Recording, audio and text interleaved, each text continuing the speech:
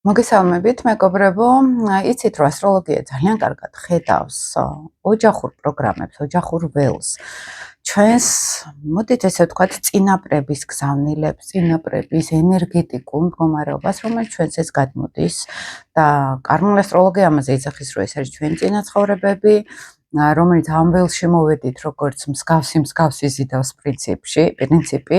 ან როგორც ველის თეორიაში მაგალითად, როცა მსგავსი ველი, როდესაც არის რაღაც დასახური, გეშტალტი მოდის ესე ვთქვათ, დასახური ემოცია,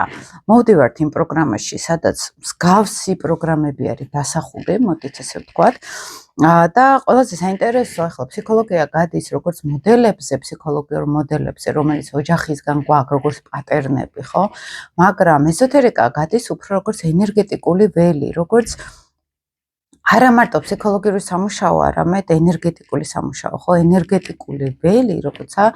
ჩვენში უხილავად შეიძლება როგორც ენერგიის სახით ცხოვრობდეს ჩვენში. ამას ფსიქოლოგია იძახის როგორც ფსიქოლოგიური პროცესის შეკავებულ ენერგიას და ეზოთერიკა ამას ეძახის როგორც წინა ცხოვრებებიდან დაგროვილ ენერგო ბლოკებს, ესე რომ ვთქვათ და პრინციპში ორივე მხარე გარკვეულწილად ერთი და იგივეს ამბობს, ოღონდ ის არის კარმული ასტროლოგია უფრო გრძელვადიან ფაზაზე ლაპარაკობს ამ ყველაფერზე და უფრო მრავალ ინკარნაციულ ფსიქოენერგიაში ხსნის ამ ყველაფერს, ფსიქოლოგია ხსნის როგორც ოჯახური პატერნები, ხო, მშობლები, მათი მშობლები და მერე ჩვენ. ძალიან საინტერესო არის ასტროლოგია როგორ უყურებს ამ ყველაფერს, ამ ოჯახურ ველს როგორ უყურებს, გენეტიკურ გზავნილებს როგორ უყურებს და სხვა შორის 8 ივნის მაქვს ზუსტად ამ თემაზე დაგეგმილი ლექცია. საკმაოდ ბევრი დაემატა უკვე სხვათა შორის ამ ივენტს და საკმაოდ საინტერესო ჩართული საუბარი იქნება. მე ფაქტიურად ვისაუბრებ ამ ლექციაზე ისეთ რაღაცებს, რაც ვიდეოებში არ ვაჟღერებ და ამას აქვს თავისი მიზეზები, რადგანაც აქ უნდა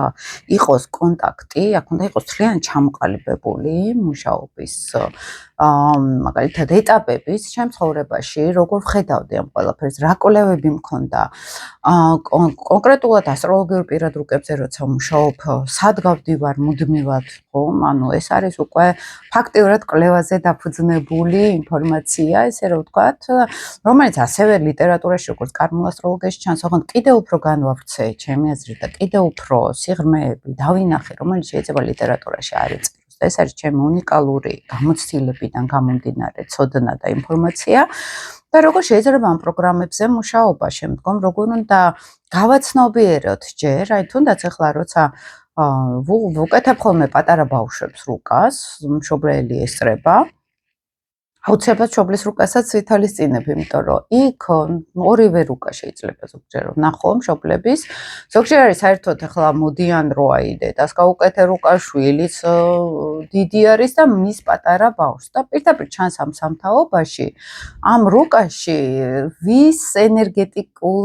მემკვიდრეთ არის შვილი, რომელიც აქ შეიძლება იყოს როგორც პოზიტივი, ისე ნეგატივი გადასული ამაზე, ბავშვზე და რომ რა თვისებებზე უწევს ადამიანს გამკლავება და ხშირად არის ხოლმე ესეთ მომენტი, რომ აი დედა არის ისე, რომ აი რაღაცნაირად ვერ მართავ ამ სიტუაციას, ხო? იმიტომ რომ მისთვის ეს ენერგეტიკულად შეიძლება საერთოდ უცხო იყოს და იყოს მამის ენერგოველზე, ხო? ხანდახან არის, რომ დედას რა ემოციაც აქვს, მაგალითად ან მამამისთან, ან მეუღლესთან, შვილს იგივე პროგრამა უსის და ფაქტიურად დედა-შვილი ერთნაირ კარმულ ემოციაში არიან მამაკაცის მიმართ თუნდაც, ან პირიქით იყოს, ხო, ეს ქალების მიმართ. ძალიან საინტერესო მომენტი არის ამ ყველაფრის გაცნობიერება და ახლა ვისაც აინტერესებს ხოლმე უკვე, ვთქვათ, პირადი რუკა ვნახეთ და შემდგომ კიდე მოდიან ხოლმე, რომ კიდე უფრო სიღრმისეულად ჩაუღმავდნენ თავის ფსიქოტიპს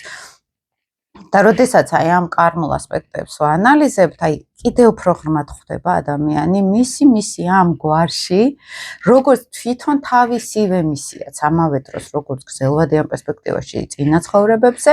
ძალიან კარგად ჩანს ხოლმე როგორ იმუშაოს მერე ამ პროგრამებზე ადამიანმა. ახლა ეს ჩვენ თუ ინფორმაციულად სქემურად არ ვიცით, შეიძლება გაგუჭირდეს გარკვეულწილად გაცნობიერება ამ ყველაფრის, ხო? და ჩვენ თუ ჩვენ გვარს ვიკვლევთ, გარკვეულწილად ჩვენ თავსაც ვიკვლევთ, ჩვენ თავში ისეთ რაღაცებს ვხედავთ, რომელიც შეიძლება აი მუხილავი ენერგეტიკული ველის საშუალებით ცხოვრობდეს, ხო? რომელიც მე შეიძლება იყოს ისეთი რამ, რომ აი მე რაღაცას ვაკეთებ და არ ვიცი რატო ვაკეთებ, მაგრამ ვიცი რომ უნდა გავაკეთო ეს, ხო? აი ესეთი პროცესები ხომ ღრმაკარმულ ასპექტს გეუბნებით, როგორც წესი ეს არის თითქოს გენეტიკასთან გასასწორებელი, დასახური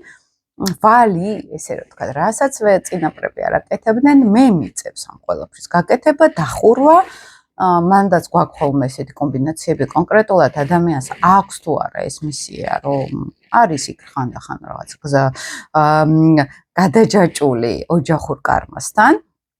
ზოგჯერ შეიძლება ეს სატურნის სახითაც იყოს, ხო, რომ მე ვალდებული ვარ რაღაცა გავაკეთო და საბოლოო ჯამში ადამიანი ხვდება, რომ უკვე მოვიხადე ეს ვალი და ეხლა უკვე ჩემი ცხოვრების შეიძლება დავკავდე. ფსიქოლოგიაში შეიძლება გავიდეს, რომ ეს არის, რომ აი დამასწავლეს მაგალითად, ხო, და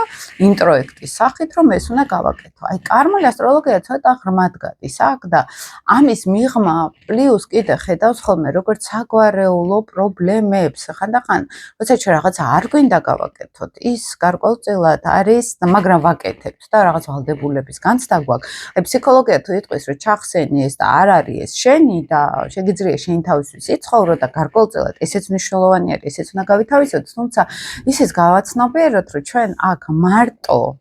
ჩვენ თავისთვის არა ვართ მაინც და აქ მნიშვნელოვანი არის ჩვენთვის, რომ ამ გენეტიკურ გზავნილებში, აი ამ გენეტიკურ ველშიც რაღაც როლი ჩვენ შევიტანოთ.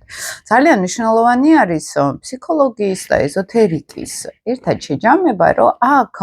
მივხვდეთ, რას ვაკეთებთ სწორად და რას ვაკეთებთ, აი ხა სწორი და არასწორი არა, აი შინაგან ხმას რო უსმენთ, ხო, უფრო რაც უფრო ღრმად უსმენთ ჩვენ თავს,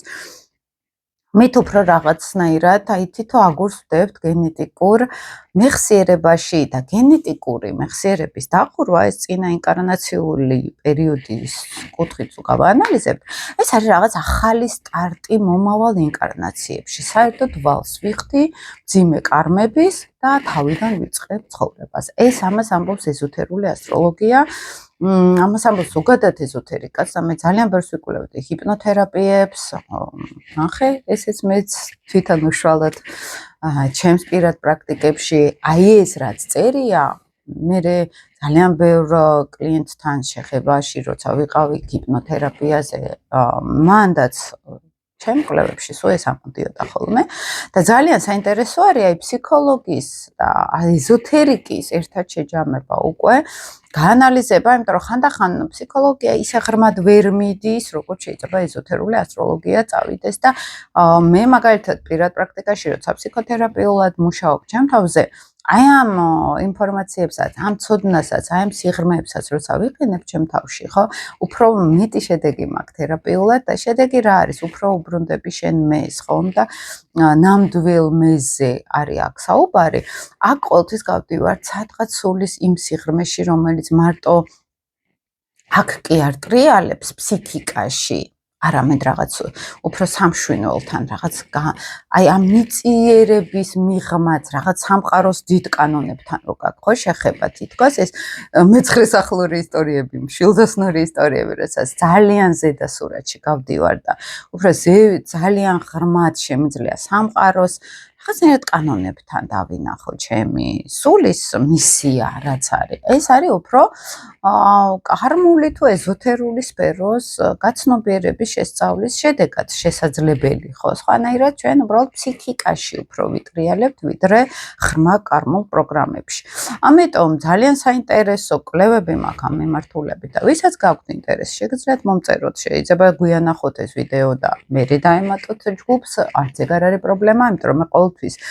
ვითვალისწინებ იმას, რომ თანამედროვე ეპოქაში ვცხოვრობთ და მაქსიმალურად თანამედროვე ტექნოლოგიებით უნდა გავიმარტივოთ ცხოვრება. ასე რომ ყოველთვის ვიწერ ხოლმე მე ვიდეოებს, შეხვედრებს, დახურულ ჯგუფში ჩანაწერები იდება ხოლმე და მე ვთქვათ, შეიძლება კიდევ მომდეს დაბრუნება ადამიანს ამ ვიდეოებთან კიდევ მეტი, იმდენად დიდ ინფორმაციებს ვიძლევი ხოლმე, რომ ეს ესე მარტივი გადასახარში არ არის, იმიტომ რომ ამ ჩემი ინფორმაციების მიღმა დევს ჩემი დაახლოებით 15-20 წლიანი ინტელექტუალური მუშაობა, განათლების მიღება მუდმივად, მუდმივი მოძრაობა და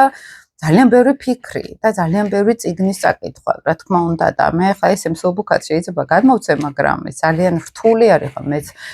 ჩემი საფასურიც გადავიხადე ხო ამ ყველაფერში რომ ეს აქამდე მისულიყავი ასე რომ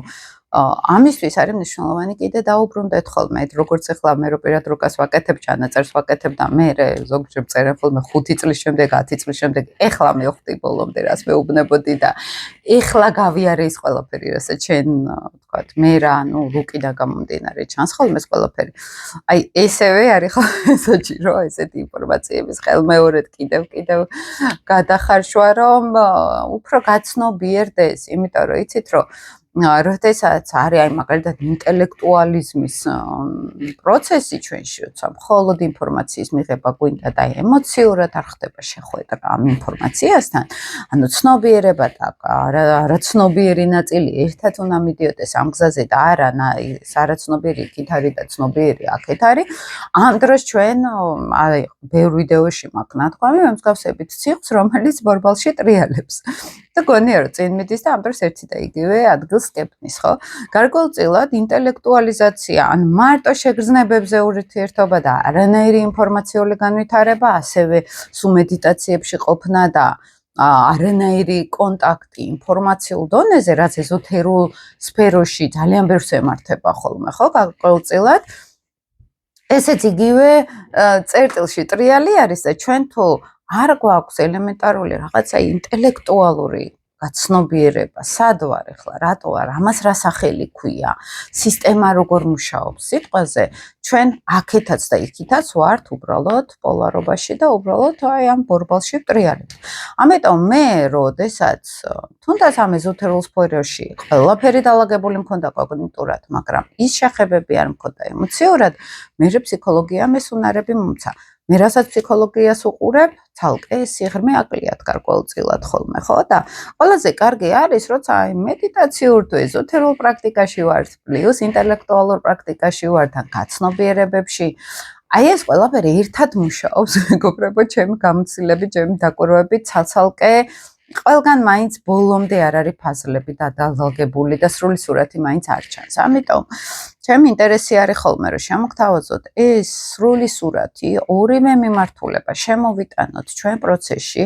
და ეს მიმართულებები არის ჩვენი პოლარობების რაღაცნაირი ჩინაგანი მდგომარეობა რომელიც უნდა გავამთლიანოთ ჩვენ თავში და ამიტომ გელოდებით ვისაც გექნებათ ინტერესი მაგალითად ესეთი ლექციების და ჩემი მიზანი არის რომ ძალიან შევცვალოთ სტანდარტიც ხო ჩვენთან მაგალითად და მრავალმხრივი იყოს ეს ინფორმაციები, მრავალმხრივი იყოს კვლევები თუნდაც ქართულ სივრცეში ეს ძალიან მნიშვნელოვანი არის ხომ რომ აქ არ იყოს მხოლოდ ასტროლოგიაზე რომ ეს მარსის კვადრატი ურანთან იწვევს ამას და ამას სიტყვაზე ხო? აი აქ მთლიანობაში უნდა დავინახოთ ჩვენი თავი, მთლიანობაში უნდა შევქმნათ მთელი ეზოთერული, ასტროლოგიური თუ ფსიქოლოგიური ცოდნები უნდა გავამთლიანოთ, აქ ხდება პიროვნული განვითარება მხოლოდ ხო, თორე ისე ხო გეუბნებით ეს არის უბრალოდ შევეხე, მაგრამ ამან ვერ მოახდინა ჩემზე ის ეფექტი, რასაც ველოდი ხშირად აქვთ ხოლმე ეს, როცა მაგალითად ზოგჯერ არიან ესე ხანდახან მეუბნებიან თქვენ მეათე ასტროლოგი ხართ ვისთანაც მოვედი და ესეც ნევროტული ძიება არის, როცა მე ვერ მივდივარ იმ ჭეშმარიტებამდე და სინამდვილეში საკუთარ თავთან ვერ მივდივარ და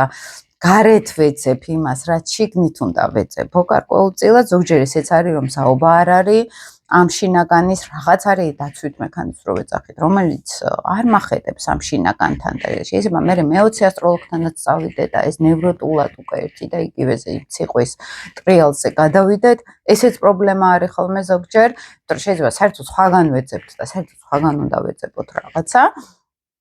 მაგრამ ამავე დროს უნდა იყოს რაღაც ცოტა მაღალი ხარისხის ინფორმაციაც გარკვეულწილად, რომელიც იქნება რაღაც ზონაზე კვლევებზეც დაფუძნებული, ხომ? და იქნება ანალიზი, ანალიტიკაც ამავე დროს და